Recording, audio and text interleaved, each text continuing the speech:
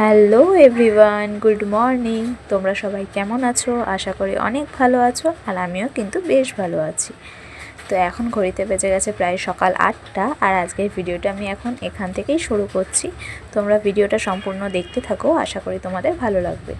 তো দেখো, আমি কিন্তু সকালবেলা ঘুম থেকে ওঠার পরেই আজ একটু ছাদে গিয়ে দেখছিলাম যে আজ ওয়েদারটা।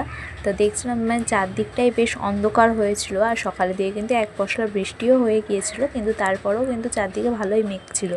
আর তারপরে দেখো, আমি ছাদের থেকে এসে কিন্তু এখন এখানে চুলটা একটুখানি ভালো করে বেঁধে নিচ্ছিলাম, কারণ যেহেতু সারাদিন আর সেরকমভাবে আয়নার সামনে নিজেকে দেখার সময় হয় না, তার জন্য কিন্তু এখনই আমি চুলটাকে আগে ভালো করে বেঁধে নিয়ে তারপর সমস্ত ওদিকে কাজকর্ম করব। সমস্ত বলতে ওদিকে কিন্তু আমার বাসি কাজকর্ম প্রায় কমপ্লিট হয়ে গেছে। শুধু ওই কয়েকটা জামা কাপড়ই মেলা ছিল। জামা কাপড় বলতে শুধু কয়েকটা গামছা ছিল, আর মেয়ের একটা শুধু খাওয়ার ন্যাকড়া ছিল। তো ওই কটাই আমার মেলার ছিল বলে আমি ভাবলাম যে এদিকে একবার আমি ঘরের কাজটা সেরে যাই, তারপরেই কিন্তু আমি ওদিকে কাপড়গুলো মেলে দেবো।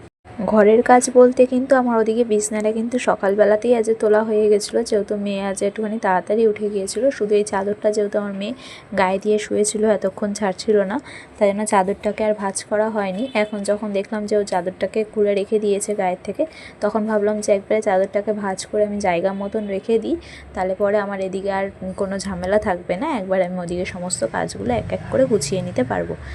তো সেই ভেবেই দেখো কিন্তু আমার এখন চাদরটা ভাঁজ করা হয়ে গেছে, আর এখন আমি চাদরটাকে আগে জায়গা মতন রেখে দিচ্ছিলাম।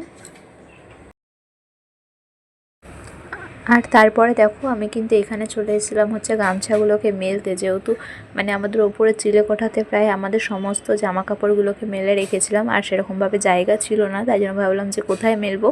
আর বাইরে যেহেতু আজ বৃষ্টি হচ্ছে, তাই জন্য আর বাইরে দেওয়ার তো কোনো কথাই আসে না। তার জন্য কিন্তু আমি এখন এখানে বাথরুমের এদিকে একটা রেকের মধ্যে দিয়ে দিচ্ছিলাম। আর এই কদিন ধরে দেখো এতটা বৃষ্টি হচ্ছে না যে আর কিছুই ভালো লাগছে না। ভাবছিলাম যে কবে বৃষ্টিটা একটুখানি কমবে, কারণ এই বৃষ্টির মধ্যে না দেখবে ঘর বাড়ি তুমি যতটাই পরিষ্কার করো না কেন, তারপরেও কিন্তু মনে হয় কি একটা নোংরা নোংরা ভাব থেকেই যায় ঘরের মধ্যে। চারদিকটা যেহেতু একটুখানি কীরকম ড্যাম ড্যাম হয়ে থাকে, আর এই বছর এতটা পরিমাণে বৃষ্টি হচ্ছে রাস্তাঘাটও মনে হয় শ্যাওলা শ্যাওলা ধরে গিয়েছে এরকম। এখন মনে হচ্ছে একটুখানি 2 দিন রোদটা দিলে হয়তো একটুখানি ভালো লাগবে। তো দেখো, এখানে কিন্তু আমার আবার ওই মেয়ের একটা গামছা ছিল, আর ওই খাওয়ার একটা ন্যাকড়ার মতন ছিল, তো ওটাকেই আমি মেলে দিচ্ছিলাম এখানে ব্যালকানিতে। কারণ যেগুলো যেহেতু এগুলো পাতলা, তো ভাবছিলাম যে এগুলো এখানে হাওয়ায় হাওয়ায় দিলে হয়তো শুকিয়ে যাবে। তা আর ওই দিকে আমার কিন্তু মেয়ের সমস্ত জামা কাপড়গুলো ওইদিকে চিলেকোঠাতেই মেলে এসেছি। আর এখন কিন্তু মেয়ের জামা কাপড়গুলো একটু সকাল সকালই ধুয়ে দিই, কারণ যেহেতু একটু তাড়াতাড়ি শুকিয়ে যায়। ওদিকে আমি তাড়াতাড়ি করে সকালবেলা ধুয়ে কিন্তু আগে চিলেকোঠায় ওর জামা কাপড়গুলোকে ধুয়ে মেলে আসি, কারণ জলটা আগে দিয়ে ঝরে গেলে কী হয়, আমরা যখন ঘুমোতে আসবো তখন কিন্তু ওই কাপড়গুলোকে যদি আমি ফ্যানের তলায় মেলে দিই তাহলে তাড়াতাড়ি একটু শুকিয়ে যায়। তো তারপরে দেখো, এখানে কিন্তু আমার ওই যেগুলো আমি ফ্যানের তলায় দিয়ে রেখেছিলাম কালকে রাতের বেলা, আমার একটা নাইটি ছিল আর আমার মেয়ের একটা প্যান্ট ছিল, ওই দুটোকে একটুখানি ভাঁজ করে রেখে দিচ্ছিলাম আমি জায়গা মতন। আর ওদিকে কিন্তু আজ সকালবেলা আমার মেয়েকে খাওয়ানোও হয়ে গিয়েছিলো, আর তোমরা তো দেখলেই আমার মেয়ে ওই হাতিটাকে নিয়ে খেলা করছিল। তো দেখো, আমার কিন্তু ওদিকে ঘরের কাজ সমস্তই প্রায় কমপ্লিট হয়ে গিয়েছিলো। তারপর আমি এখন চলে এসেছিলাম রান্নাঘরে। আর তোমরা হয়তো অনেকেই জানো যে আমার বর টিফিনে খেতে আসে 11টার সময়, কিন্তু আজকে যেহেতু এতটা পরিমাণে বৃষ্টি হচ্ছে, ওদের কাজের ওখানেও কিন্তু সামনের দিকটা এতটা পরিমাণে জল হয়ে যায় যে বারবার করে যাওয়া আসাটা কিন্তু অনেকটা চাপের হয়ে যায়। তাই জন্য ও বলেছিল যে আজকে আর যাবো না বাড়িতে, তা ওখানেই কিছু একটা টিফিন খেয়ে নেব। তা সেই বুঝে কিন্তু আজকে কিন্তু আমাদের অতটা তাড়া ছিল না সকালবেলা, কারণ ও যদি টিফিনে আসে 11টার সময় তাহলে কিন্তু আমাদের অনেকটাই তাড়া থাকে সকালবেলার দিকটা। তার জন্য আর সকালবেলা আমরা কিন্তু সেরকমভাবে টিফিন কিছুই খেয়ে উঠতে পারি না। একবারে ওই সকালের ভাত করা হয়, যেটা আমার বর এসে খায়, তা সেটাই একবারে আমরা একটুখানি ওর মধ্যে আলু সিদ্ধ দিয়ে কিন্তু ওটাও আমরাই একবারে খেয়ে নিই।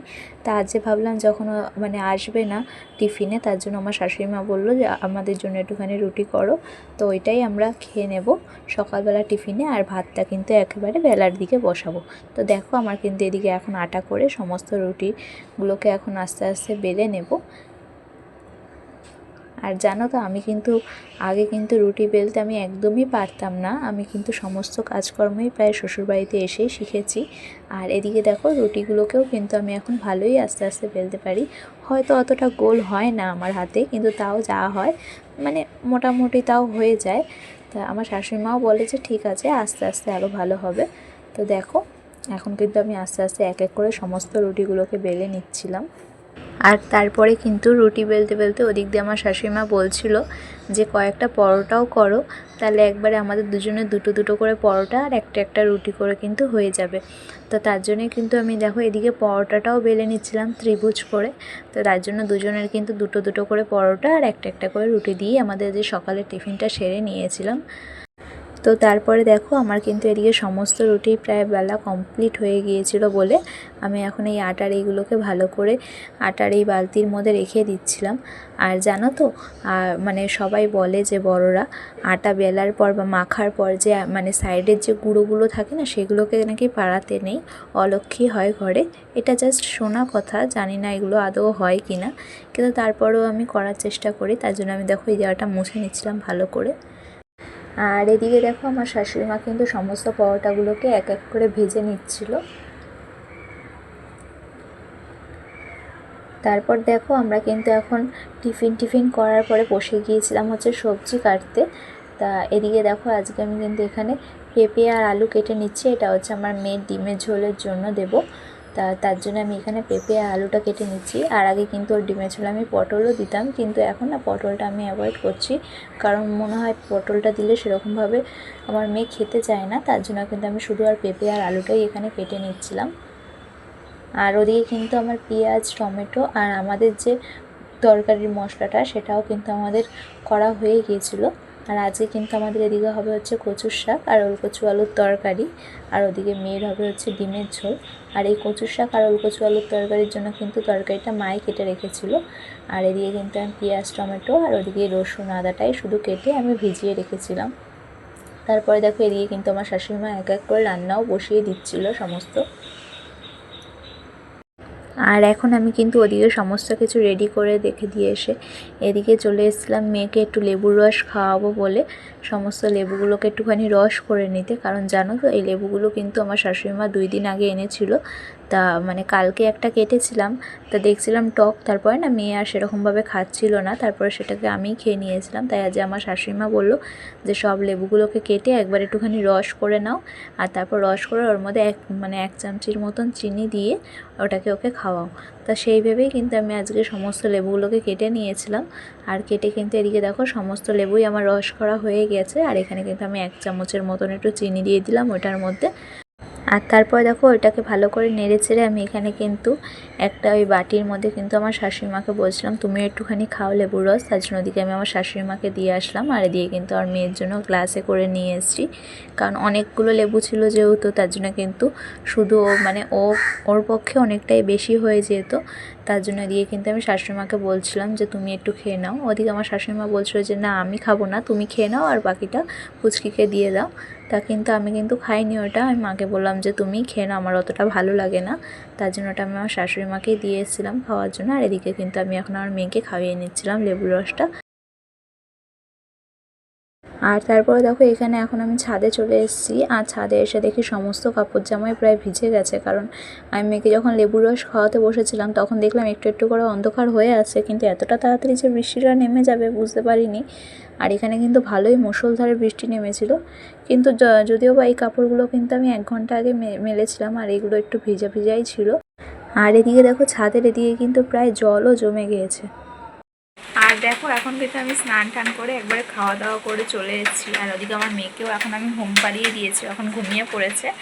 আর দেখো তাই জন্য ভাবলাম যে এখানে এসে আমি আগে ভিডিওটা শেষ করে নিই, তারপর আমিও একবারে শুয়ে পড়বো। আর এখন দেখো এখন কিন্তু ওয়েদারটা এখন প্রায় আগের থেকে অনেকটাই পরিষ্কার হয়ে এসছে, প্রায় আলো আলো ভাব, কিন্তু জানি না আবার পরে বৃষ্টি নামবে কিনা, বোঝা যাচ্ছে না। কারণ এখনকার ওয়েদার তো জানো এই ভালো আবার এই একটু পরেই আবার খারাপ। তা ঠিক আছে চলো আজের ভিডিওটা একটুখানি থাক, এরপর আবারও দেখাবো একটা নতুন ভিডিওর সাথে তোমাদের সাথে খুবই শীঘ্রই। আর ভিডিওটা যদি ভালো লেগে থাকে তাহলে অবশ্যই একটা লাইক আর কমেন্ট করে দিও। আর আমার চ্যানেলে যদি নতুন কোনো ভিউয়ার্স হয়ে থাকো তাহলে অবশ্যই আমার চ্যানেলটাকে সাবস্ক্রাইব করে আমার পাশে থেকো। আবারও দেখা হবে একটা নতুন ভিডিওর সাথে। ততদিন পর্যন্ত আপনারা ভালো থাকবেন, সুস্থ থাকবেন।